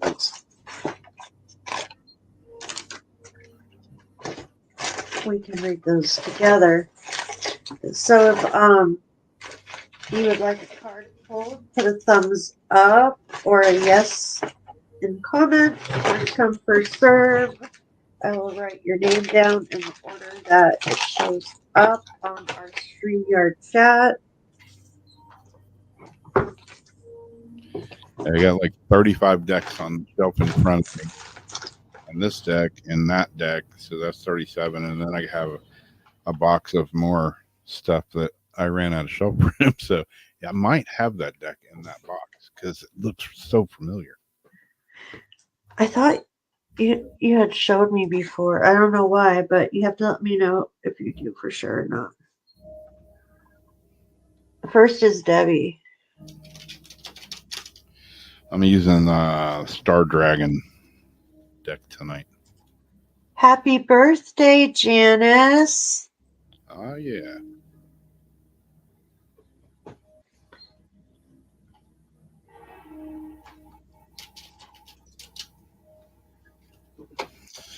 Yeah, Lori, I remember when you had like 20 decks and you're like, okay, I'm done. I'm like, no, you're not. You're like, yeah, I'm done. I don't, yeah. No, you're not. You got 45 decks yet now. And guess what? You're not done. Ask me. I know. She's 45. Yeah. And let's see. It's a good thing to collect. Okay, number 1. Yes, trick card. And it's healthier than collecting crack, right? Because Oh, smoke down there, yeah, don't have anything to show for it. So at least you got cards and stuff, right? exactly. You know, spending your money on beer or liquor. You got something to show for it. Ooh, Debbie's birthday's on Friday. Oh, yeah. God, I got one coming up soon. Yes, you do. Golly, I'm going to be 59 years old. Doesn't even seem possible. Uh-uh. All right. Doing Debbie's? Yep. And it is upside down. It is the Enlightenment moving forward. Uh-oh, I'm panicking. I'm reading cards and I don't have my glasses. What do I do? Your shoes and your glasses. Yeah, hold on just a minute right there. I'm going to go run grab my glasses real quick. Because really, without them, I'll just be making stuff up. Which might not be. We don't want that. Did you get that new deck that you were showing me yet, Lori? I thought you had gotten one of them and were maybe waiting for another. If I remember right. Yeah, because you were getting the Empath's Oracle and then the Empath's Empowerment deck.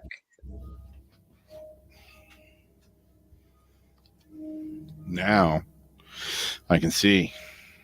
Oh, very good. Okay, you got the Enlightenment moving forward card. Hey, remember I told you I lost my rings? I was looking for rings for like the last month or two. Yeah. Yeah, look at that. Look at that. Look at that. Found them today. Where were they? Hey, yeah, that's the thing. You know, the other day when my friend was here, you know, she was telling me, yeah, your house is weird when you're not here. Hearing all noise. And she's like, you got like little goblins here or something. I'm like, yeah, stuff disappears here. I was like, yeah, by the way, you guys have had my rings ever since I got out of the hospital. I'd appreciate it if you would bring them back. So today I come home and I've torn the house apart. I've been looking for them for at least a month. Yeah. Sitting right on top of my kitchen counter in a little incense holder, little incense cup is all of my rings. Oh, no kidding. They weren't there. They were not there. I cleaned that whole counter off for Thanksgiving when I had company over. Weren't there. Today, they showed up. So I thanked my little house goblins. I'm like, thank you. You know, I told you guys could play with stuff, but please return it. And, you know, they had my rings quite a long time. So I was getting nervous. So you got it back right after you had asked for them? A couple days after I asked for them, got them back. That's not the first time that something like that has happened. Oh, not even close to the first time. Yeah. That's what I was telling my friend the other day. I was like, yeah, I said, stuff disappears here all the time. And, you know, you just ask for it back. And it seems to show up, you know, maybe a week. When they're ready. You know, my car keys and all that, that took a year. Came home and they're laying in the middle of the floor. Okay, back to Debbie's card. She's like, okay, didn't you pull a card for me? Now that I can read it. Enlightenment, moving forward. The constellation is the Canis Minor Lesser Dog. The star is Procoin Alpha Canis Minoris. Wisdom of the Herald. It only takes one step.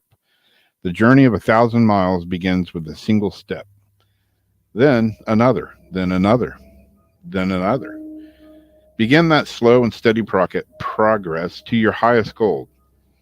Allow the light to guide you on a dark path. Look within to gather your strength and push forward. Take action. Begin along the path. There's no turning back. Move forward. The wisdom of the dragon. Your journey as a human is all part of a larger goal of returning to the light. Seek enlightenment, and there you will be. Follow the light and realize that it isn't about the goal, it's about the journey. Find your light and follow it through the darkness. It's your destiny to partake on this epic journey. Have faith. And the Star Dragon incantation is meditate on the ways that you could choose to move forward for greater benefit of yourself and all beings as you partake in your own personal journey toward the light in your life. Seek ever greater light as you progress forward. With each step, gain greater wisdom and understanding. Find your light and follow it home until you realize that with every step, you are already there. It's definitely a moving forward, thinking ahead type card. Yes. I don't know if you can see the picture in there, but. And then after Debbie, you'll have Royal. Royal. It's funny how, like Jamie was talking, telling me the story about the cards that, she was using and how they've been hitting pretty true. And, some of my friends are like, they're just cards. They're just paper. Just cards with words on them. It's just lucky random draw, I don't know, dude. It's weird how Oracle cards line up a lot for what's going on in people's lives sometimes. Sometimes, it's not perfect every time, but sometimes they're like especially when there's multiple meanings. Like maybe the top one might not mean, but like the third definition. Yeah. Sometimes, a lot of times, I would say more times than most, they like line up really good. So here we go. If I would have pulled those cards, they would not have been relevant for me at that time. And they were all like completely spot on. It's weird. I thought I had two cards. I would have swore I had two cards, but there's only one here. This one is transformation and defining yourself. If you can see, there's a guy standing there with a huge dragon, unicorn-looking dragon, a giant horse, unicorn, dragonish creature. Transformation, defining yourself. Let's see what the good book tells us.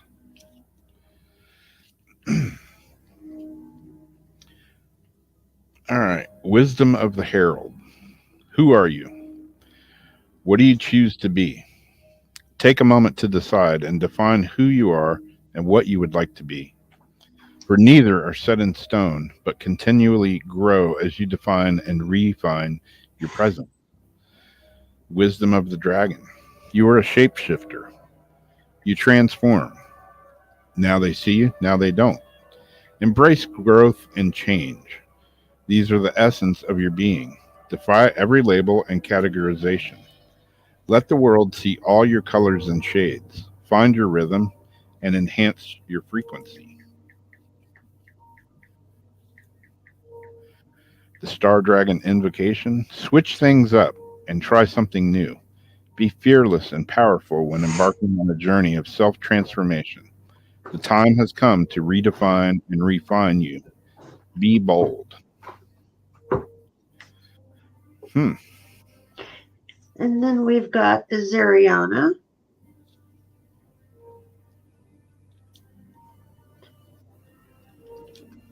And 5 after that. I think we'll get it by 11. 11, so you say. 11 so I say. 2 Well, for you. okay, 2 is for there down? you. All right. It is the vision card, contemplating the future.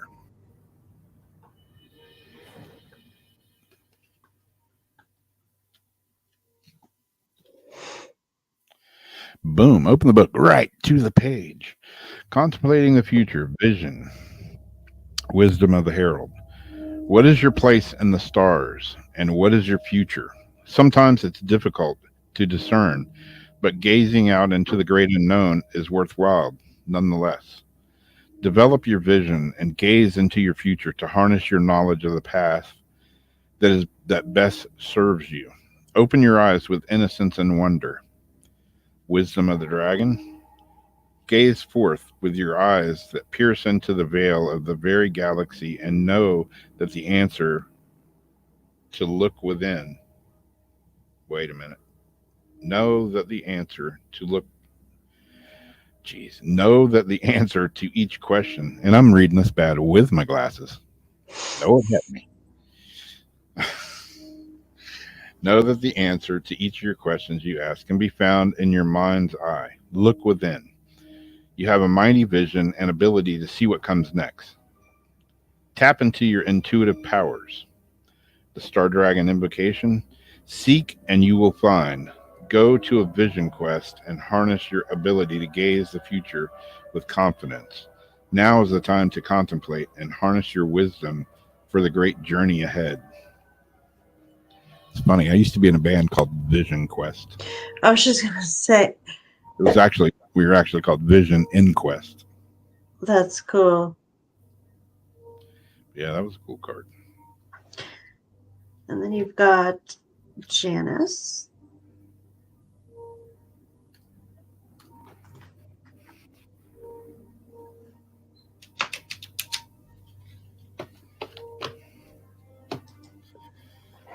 Card for Janice. It is the knowledge card.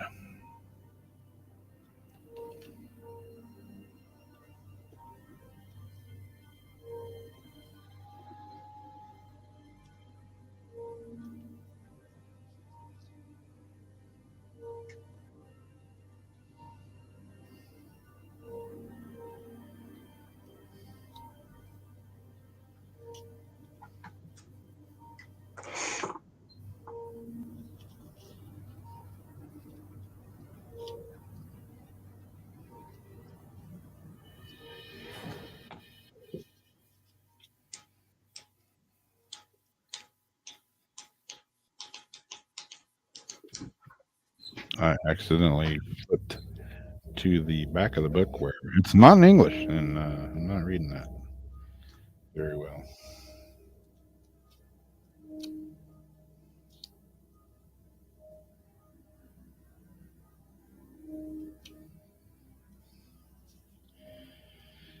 Something strange is going on here.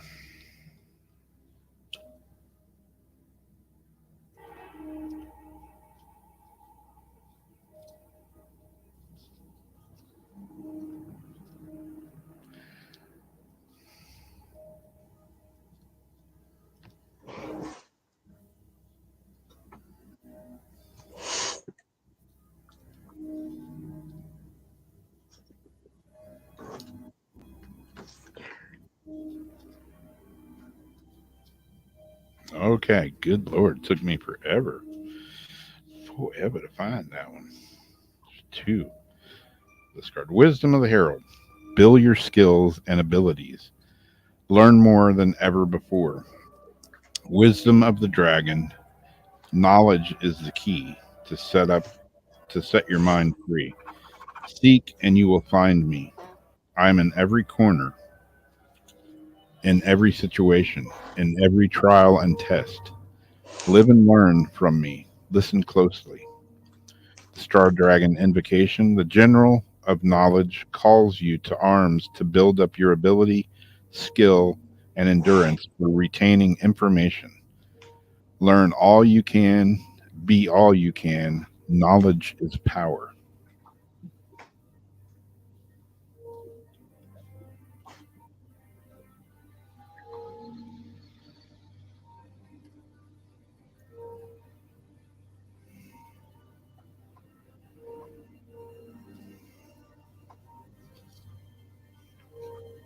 Was that the end of it? Yep. And then we've got Miss Heather.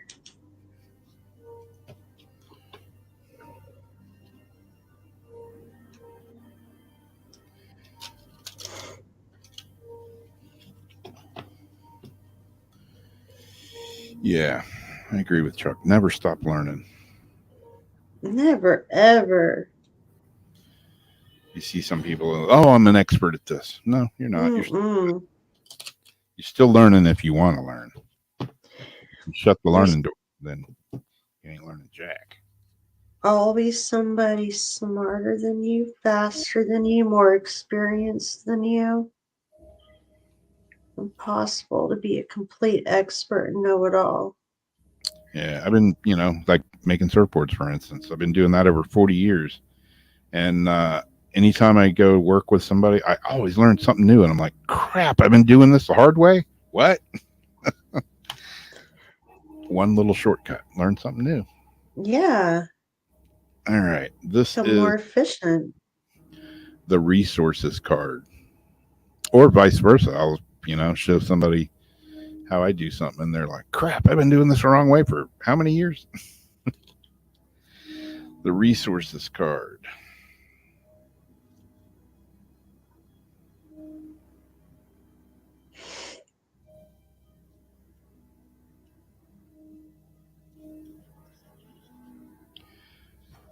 Okay, here we go. Wisdom of the Herald. It's time to gather and harvest. Harness your material means and resources. Build up your stockpile and repertoire. Save, fortify, hunt, gather, and repeat. Wisdom of the Dragon. Resources and abundance are available to you around every corner and within your grasp. Find me all around you. Work hard to build up harvest for any hard winter that might be ahead. Reap what you sow. Star Dragon Invocation. The general resource employs you to reinforce your stronghold by focusing on your material means, wealth, bounty, and resources. Build up your arsenal and strengthen and fortify. Now is the time for earthly endeavors. And that sounds like a good plan right now in our whatever you want to call it that we're living in. Yeah.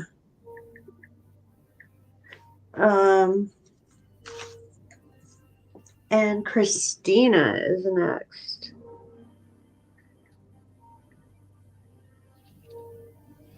Chuck says, and damn good boards too. Well, thank you there, my friend.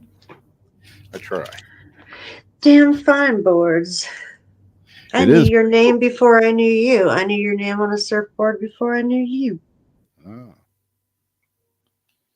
It's pretty cool when I see boards that I made 30 years ago and they're still in one piece. I'm like, hey, must have done something right. Yeah.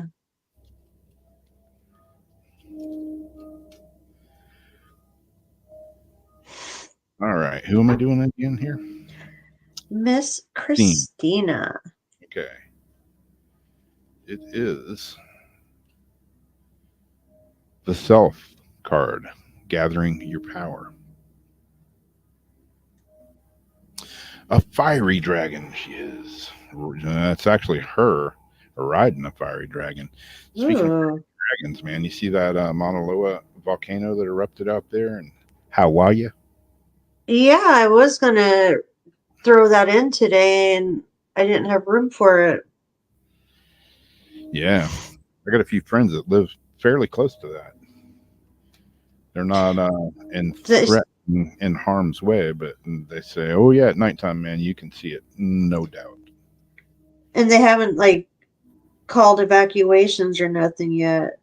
No, I mean, there's voluntary evacuations. Yeah. They haven't, it hasn't it ain't hit the fan yet. And when it does hit the fan, it'll melt the fan. Anyway, Christina, the self card, gathering your power, wisdom of the herald. Ride the wave of life and harness your chi. Build up your energy and never back down as you rise in strength and power. Come into your own and eliminate fearlessly. Illuminate fearlessly. Sorry. Now is the time to gather your power and rise to the occasion. Go. The wisdom of the dragon. It's all about you right now. Focus on yourself and allow the force of self worth, self knowledge, and self empowerment to bubble below the surface until it pours forth into your outer world. Embody the spirit of who you truly are. It's time to go your own way. Proclaim my way or the highway. I think that's a song, isn't it? My way or the highway. Now it's in my head. Sorry. The Star Dragon invocation. Take a day, a moment, an hour for yourself. Harness your power, reset, reclaim your rights and your knowledge of who you truly are. You'll reemerge recharged and more self aware and determined than ever before. The power needs to come from within. Like how that ended right at the music, like it was supposed to happen that way.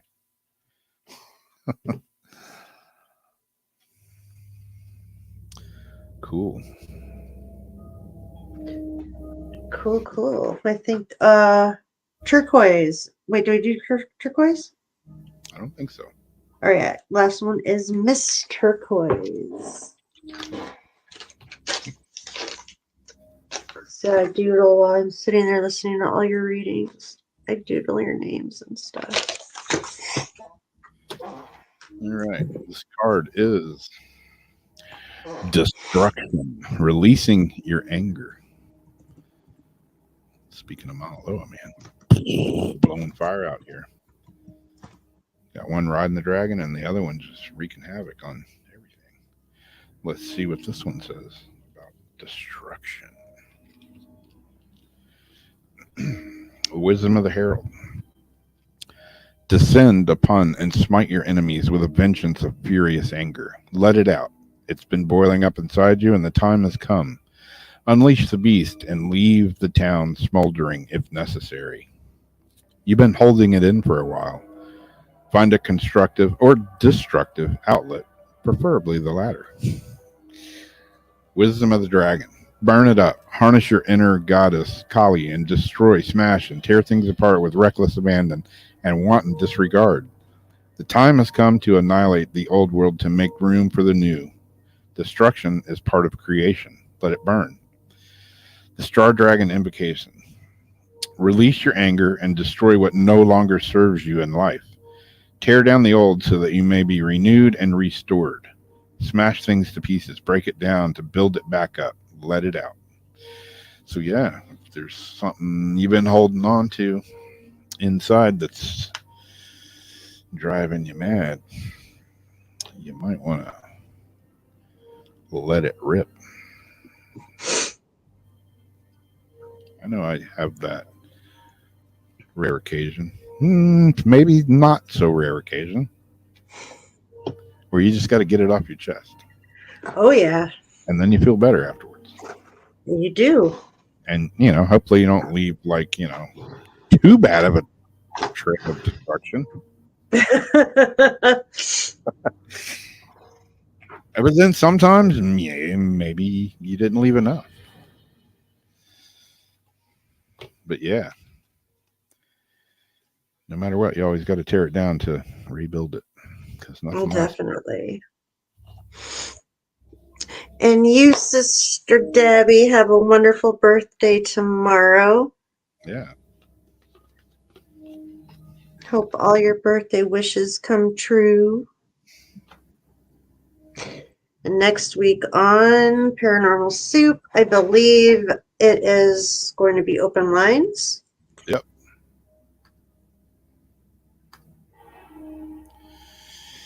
Cool. Well, yeah, hopefully everybody had a good Thanksgiving. It's a little after 2, so we're overdue to get out of here. So we'll catch y'all later. And like I say, next week, hopefully we'll figure out the YouTube chat. There'll only be one. It'll be on the Weird Wednesday show page. and there'll be links to it on my page and Jamie's page and everybody else's page that we put it on. Don't mind me. I'm just babbling. It's getting late. I'm going to bed soon. So y'all have a great rest of the week. And we'll talk at you soon. Bye-bye.